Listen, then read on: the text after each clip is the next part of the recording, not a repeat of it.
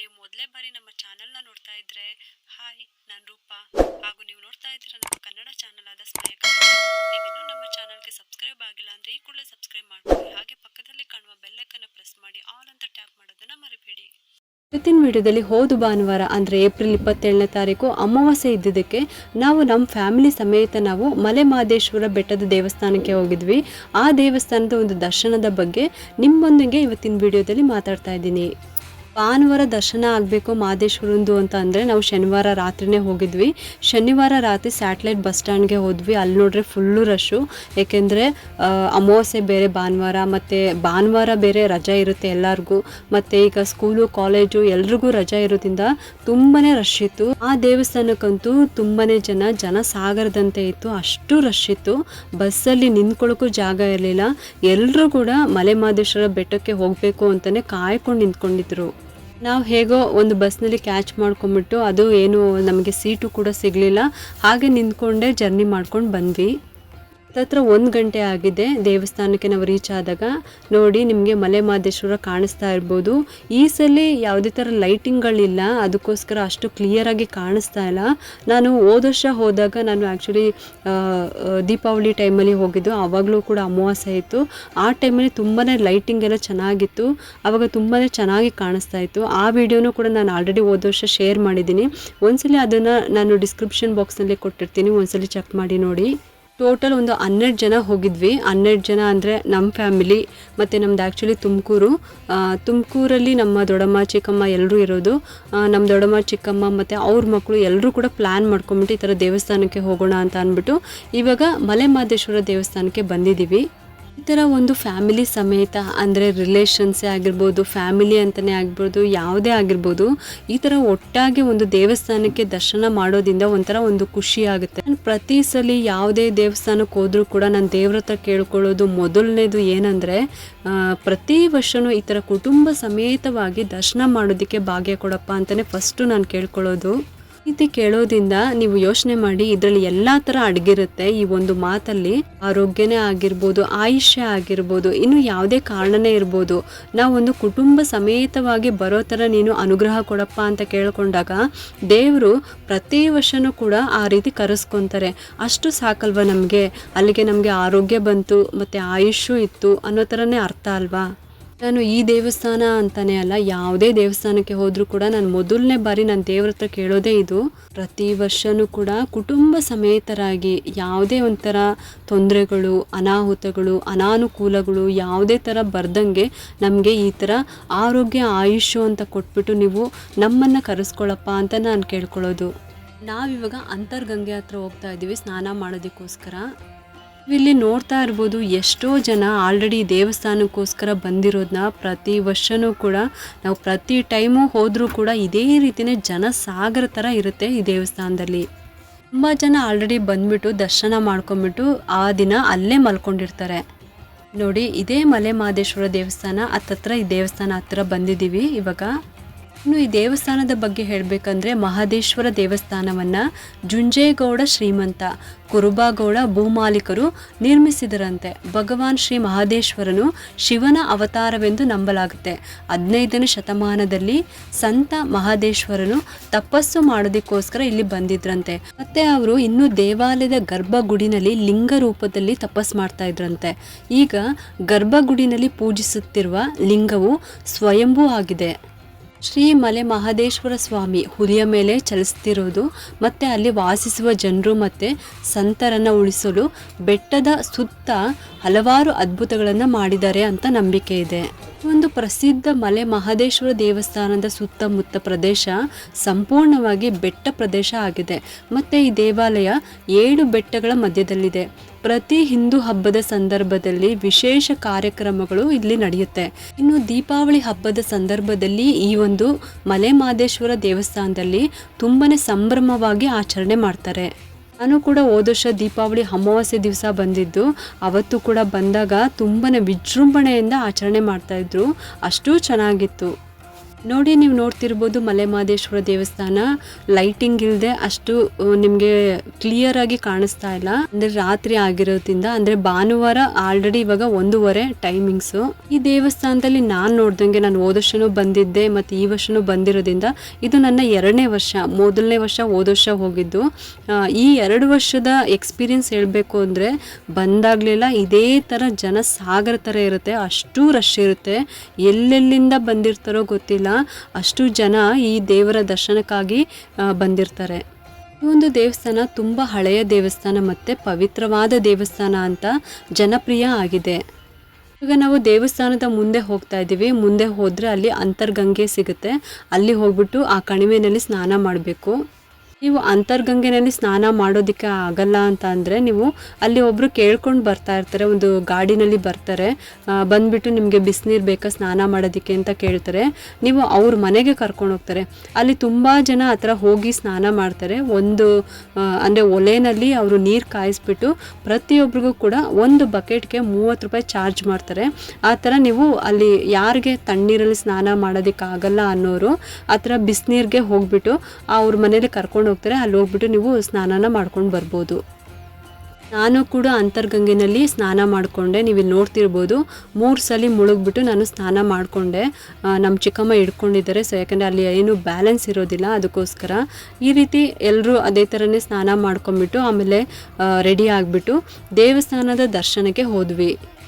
ಎಲ್ಲರೂ ಅಂದರೆ ನಾವು ಹೋಗಿದ್ದು ಟೋಟಲಾಗಿ 12 ಜನ ಅಲ್ವಾ. 12 ಜನ ಎಲ್ಲರೂ ಸ್ನಾನ ಮಾಡಿಕೊಂಡು ರೆಡಿ ಆಗಿಬಿಟ್ಟು ಇವಾಗ ದೇವರ ದರ್ಶನ ಮಾಡೋದಕ್ಕೆ ಮತ್ತೆ ರಿಟರ್ನ್ ಹೋಗ್ತಾ ಇದ್ದೀವಿ. ನಮ್ಮ ಹತ್ರ ಲಗೇಜ್ ಇರೋದ್ರಿಂದ ನಾವಿಲ್ಲಿ ಲಗೇಜು ಮತ್ತು ಸ್ಲಿಪ್ಪರ್ಸ್ಗಳನ್ನೆಲ್ಲ ಇಲ್ಲೇ ಬಿಟ್ಬಿಟ್ಟು ಮತ್ತು ಟೋಕನ್ ತೊಗೊಂಡ್ಬಿಟ್ಟು ಇವಾಗ ದೇವಸ್ಥಾನಕ್ಕೆ ಹೋಗಿ ದರ್ಶನ ಮಾಡೋದಕ್ಕೆ ಹೋಗ್ತಾ ಇದ್ದೀವಿ. ಒಂದು ಜಾಗದಲ್ಲಿ ನಾವು ಲಗೇಜ್ಗಳನ್ನ ಕೊಟ್ವಿ. ಮತ್ತು ಲಗೇಜ್ ಕೊಟ್ಟಾದಮೇಲೆ ಸ್ಲಿಪ್ಪರ್ಸ್ಗಳನ್ನೆಲ್ಲ ಅಲ್ಲೇ ಬಿಟ್ಬಿಟ್ಟು ಆಮೇಲೆ ಅವ್ರ ಹತ್ರ ಟೋಕನ್ ತೊಗೊಂಡ್ಬಿಟ್ಟು ಇವಾಗ ದೇವರ ದರ್ಶನಕ್ಕೆ ಅಂತ ಮತ್ತೆ ಮುಂದಕ್ಕೆ ಹೋಗ್ತಾ ಇದ್ದೀವಿ. ಈಗ ನಾನು ಆಗಲೇ ಹೇಳಿದೆ ಅಂತರ್ಗಂಗೆನಲ್ಲಿ ನಾವು ಸ್ನಾನ ಮಾಡಿದ್ವಿ ಅಂತ.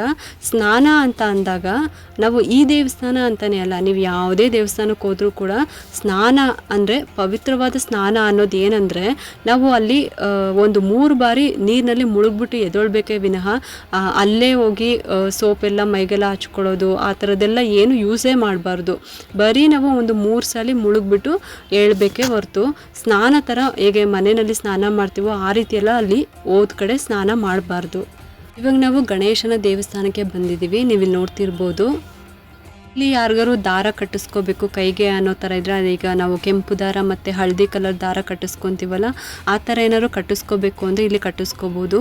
ಮತ್ತು ಬಂದ ಭಕ್ತಾದಿಗಳಿಗೆ ಎಲ್ರಿಗೂ ಕೂಡ ಹಣೆಗೆ ವಿಭೂತಿನ ಇಟ್ಬಿಟ್ಟು ಕಳಿಸ್ತಾರೆ.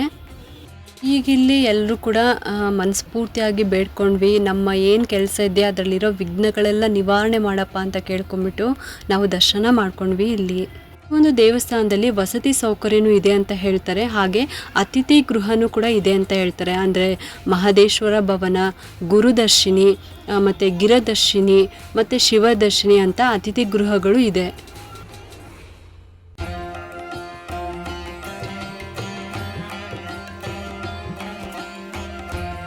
ಗಣಪತಿನ ದರ್ಶನ ಮಾಡಿದ್ಮೇಲೆ ಇವಾಗ ನಾವು ಮಲೆ ಮಹದೇಶ್ವರ ದೇವನ ನೋಡೋದಕ್ಕೆ ದರ್ಶನಕ್ಕೋಸ್ಕರ ಅದು ಧರ್ಮ ದರ್ಶನದಕ್ಕೆ ಹೋಗ್ತಾ ಇದ್ದೀವಿ.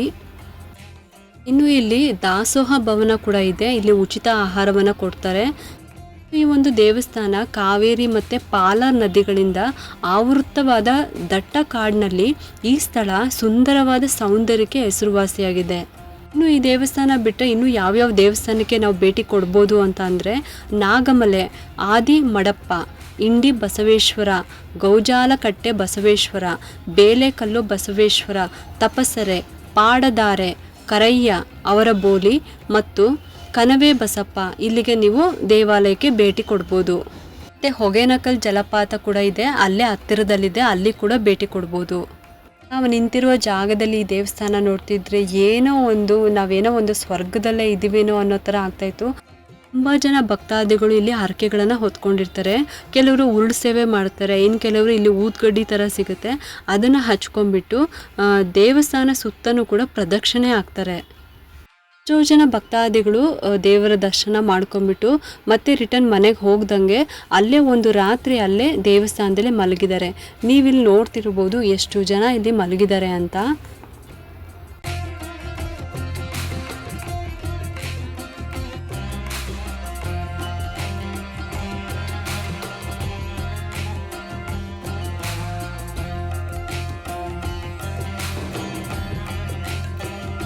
ಆಲ್ರೆಡಿ ಎಷ್ಟೋ ಜನ ಭಕ್ತಾದಿಗಳು ಮಲೆ ಮಹದೇಶ್ವರ ದೇವರ ದರ್ಶನ ಮಾಡ್ಕೊಂಬಿಟ್ಟು ಮೇಲ್ಗಡೆ ಬಸವಣ್ಣ ಇದ್ದಾರೆ, ಅಲ್ಲಿ ದರ್ಶನಕ್ಕೋಸ್ಕರ ಹೋಗ್ತಾ ಇದ್ದಾರೆ. ನೀವಿಲ್ಲಿ ನೋಡ್ತಾ ಇರ್ಬೋದು.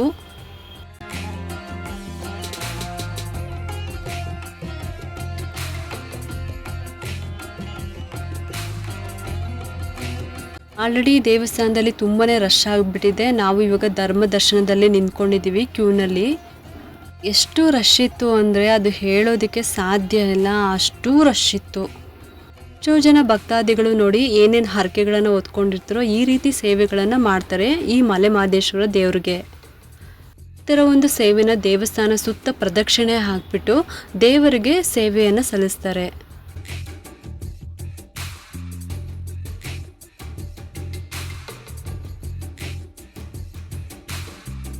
ಇದಿಷ್ಟೇ ಅಲ್ಲ, ಈ ರೀತಿ ಕೂಡ ಉರುಳು ಸೇವೆನೂ ಕೂಡ ಮಾಡ್ತಾರೆ. ನೀವಿಲ್ಲಿ ನೋಡ್ತಿರ್ಬೋದು. ಒಂದು ಸೇವೆಗೆ ಚಿಕ್ಕವರು ದೊಡ್ಡವರು ಅಂತ ಏನೂ ಇಲ್ಲ. ಚಿಕ್ಕವರಿಂದ ಹಿಡ್ದು ಇವತ್ತು ನಾಳೆ ಅನ್ನೋ ಹಿರಿಯರವರೆಗೂ ಕೂಡ ಈ ಒಂದು ಉರುಳು ಸೇವೆನ ಮಾಡ್ತಾರೆ.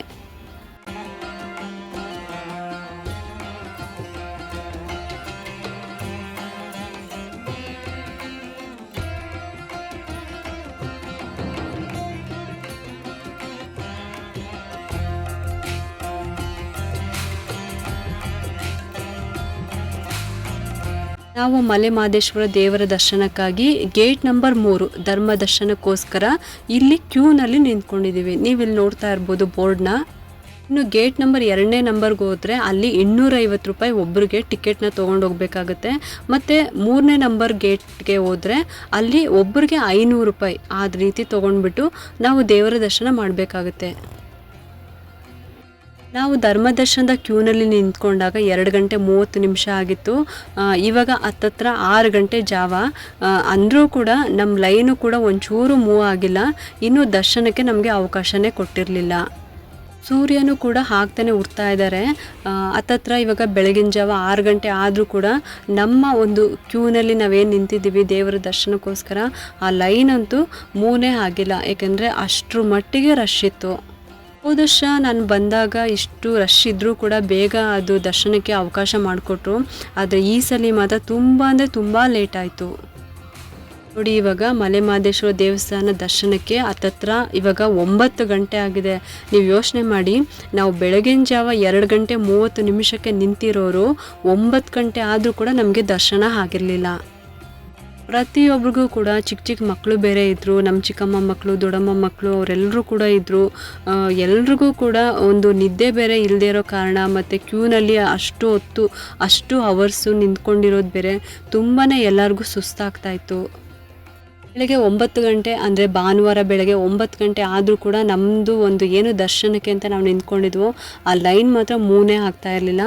ಇದಕ್ಕೋಸ್ಕರನೇ ತುಂಬಾ ಜನ ಅಲ್ಲಿ ತುಂಬಾ ಜಗಳ ಮಾಡೋದಕ್ಕೂ ಸ್ಟಾರ್ಟ್ ಮಾಡಿದ್ರು.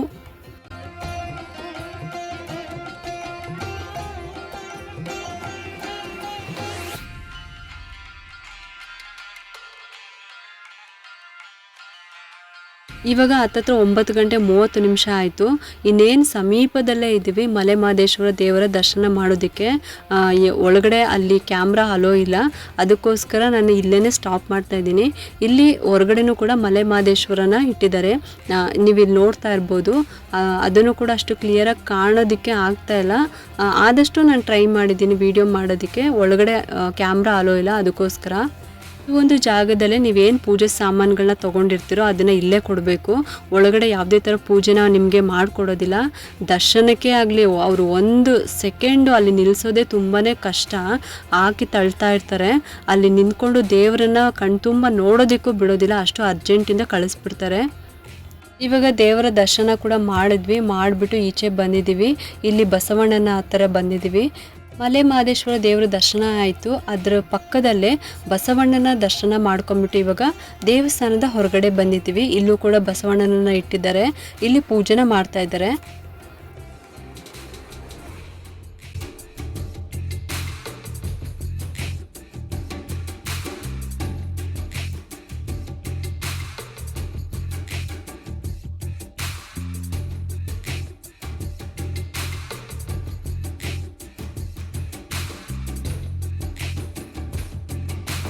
ಪಕ್ಕದಲ್ಲೇ ಮಲೆ ಮಹದೇಶ್ವರನ್ನು ಇಟ್ಟಿದ್ದಾರೆ. ನೀವು ಇಲ್ಲಿ ನೋಡ್ತಾ ಇರ್ಬೋದು. ಇಲ್ಲೂ ಕೂಡ ದರ್ಶನ ಮಾಡಿ ಪೂಜೆನ ಮಾಡಿಸ್ಕೊಂಡ್ವಿ.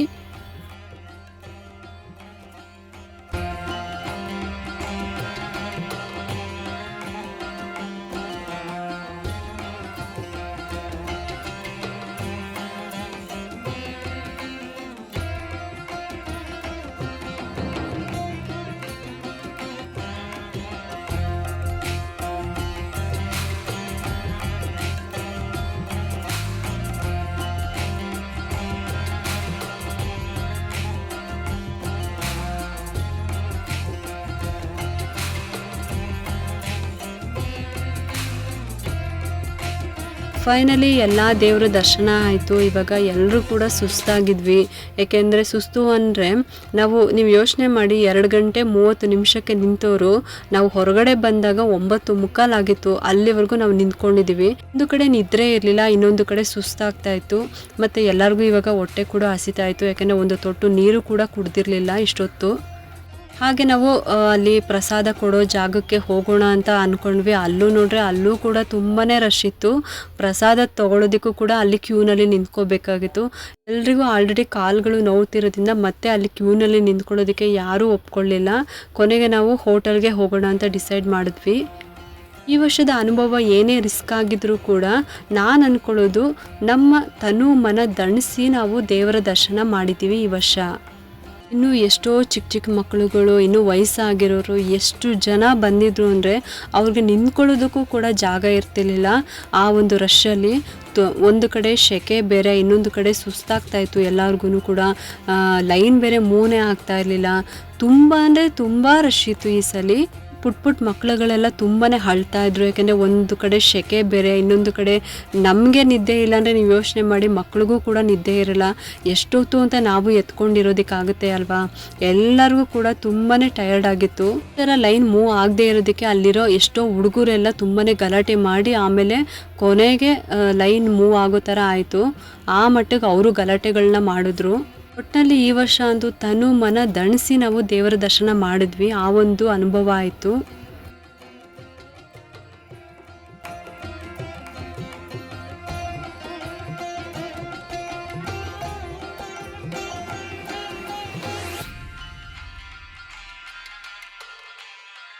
ಇವಾಗ 10 ಗಂಟೆ ಆಗಿದೆ. ಎಲ್ಲರೂ ಕೂಡ ದೇವರ ದರ್ಶನ ಮಾಡಿದ್ಮೇಲೆ ನಾವು ಸ್ವಲ್ಪ ಹೊತ್ತು ಹೊರಗಡೆನೂ ಕೂಡ ಬಂದುಬಿಟ್ಟು ಸ್ವಲ್ಪ ಹೊತ್ತು ಕೂತ್ಕೊಂಡಿದ್ವಿ. ತುಂಬಾ ಕಾಲು ಬೇರೆ ನೋವ್ತಾಯಿತ್ತು, ಸುಸ್ತಾಗ್ತಾಯಿತ್ತು. ಒಂದು ಕಡೆ ನಿದ್ದೆ ಬೇರೆ ಇರಲಿಲ್ವಲ್ಲ, ಅದಕ್ಕೋಸ್ಕರ. ಅದಾದಮೇಲೆ ಇವಾಗ ಟಿಫನ್ ಮಾಡೋಣ ಅಂತ ಅಂದ್ಬಿಟ್ಟು ಹೋಗೋಣ ಅಂತ ಬರ್ತಾಯಿದ್ದೀವಿ. ನಾವು ಅಲ್ಲಿ ಹೋಗಬೇಕು ಅಂದರೂ ಕೂಡ ಈಗ ದೇವರ ಸನ್ನಿಧಾನ ಏನಿದೆ ಅದ್ರ ಮುಂದೆನೇ ಹೋಗಬೇಕು. ನೀವಿಲ್ಲಿ ನೋಡ್ತಿರ್ಬೋದು.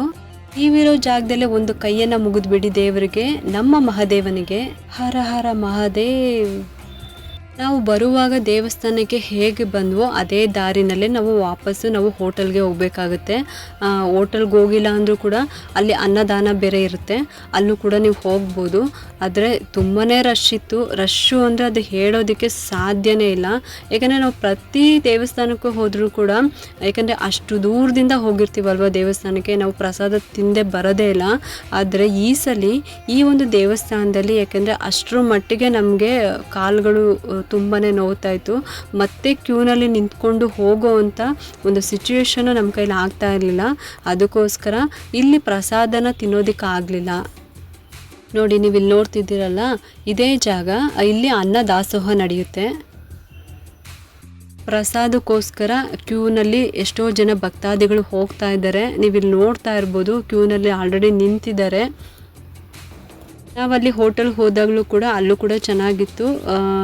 ಯಾರಿಗೆ ಏನು ಬೇಕೋ ಟೊಮೆಟೊ ಬಾತು ಇಲ್ಲ ದೋಸೆ ಇಡ್ಲಿ ಆ ಥರನೂ ಸಿಕ್ತು. ತಿಂದ್ಬಿಟ್ಟು ನಾವು ಮತ್ತೆ ವಾಪಸ್ಸು ಬೆಂಗಳೂರಿಗೆ ಹೋಗೋಣ ಅಂತ ರಿಟರ್ನ್ ಬರ್ತಾಯಿದ್ವಿ. ನೋಡಿ, ಇದು ರಾತ್ರಿ ನಾನು ವಿಡಿಯೋ ಮಾಡಿದಾಗ ಅಷ್ಟು ನೀಟಾಗಿ ಕಾಣಿಸ್ತಾ ಇರಲಿಲ್ಲ, ಯಾಕೆಂದರೆ ಲೈಟಿಂಗ್ ಇಲ್ಲದೆ ಇರೋ ಕಾರಣಕ್ಕೆ.